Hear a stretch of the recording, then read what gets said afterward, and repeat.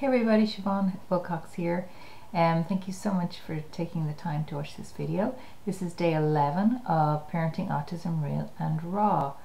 I spoke yesterday about how when we are in a constant routine with our children because they need routine, it can be very challenging for us as parents. We get into a rut ourselves. I wanted to talk a little bit more about that briefly today, just about the neuroscience behind that. You know, scientists have found that there is a very primitive part of our brain that seeks out adventure, and that this part of the brain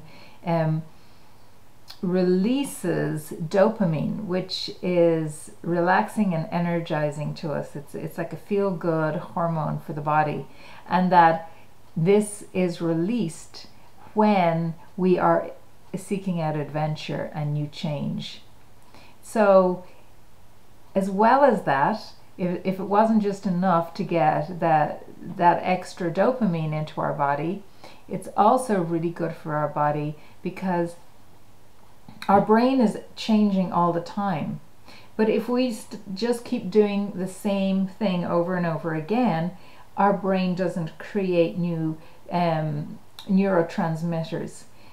When we try new experiences, we fire different parts of our brain, and new pathways are made within our brain, which expands our ability for thought, expands our ability for ideas.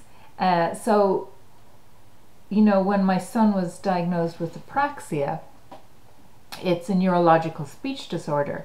And so we were told that he had to practice different words for 40 times so that would create a permanent connection in the brain within the neurotransmitters. So when we try new things, new neurotransmitters are developed. When we try them over and over again, we create these permanent pathways in the brain. But then if we just keep doing the same thing, we don't develop new pathways, because once my son got a word, we moved to the next word, and we created new pathways in the next word and created new pathways in the next word. So where he couldn't form sentences, because he couldn't form a word at the beginning or the end of a word, he would just be able to get maybe one or two sounds from the center of a word. When we started working this way with him, suddenly he was able to create longer words, form sentences, and people were able to understand his speech. But if we take that idea of how our brain functions and how we can reprogram our own brains, you know, it's been shown as well by other scientists through neuroplasticity. My mouth is getting all over itself today. Through neuroplasticity, that our thoughts really create our brain, and we can change our brain using positive affirmations, positive thought patterns, and keeping freshness in our lives. This is what really anchors in a brain so that it is a positive brain. I was writing in my book yesterday about some fantastic techniques that I will share with you in another video that you can use to help get your electrical system and nervous system in your body working so that everything lines up for you.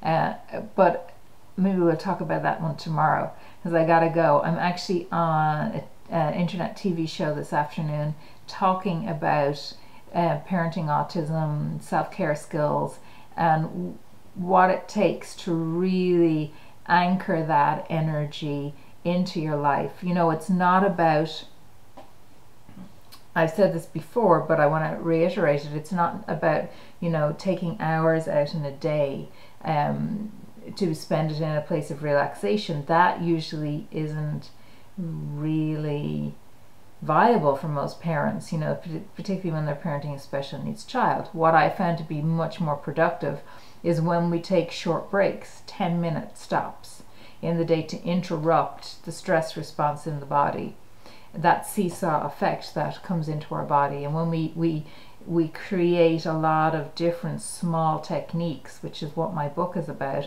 There's a lot of techniques in there that you can do in 5-10 minutes in your day, and if you bring those in throughout your day, then that is what creates a different nervous system response to stress. It starts to change the neurology, and your whole physiology starts to change.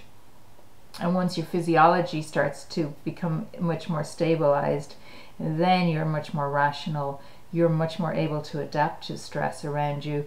You are much more calmer, patient.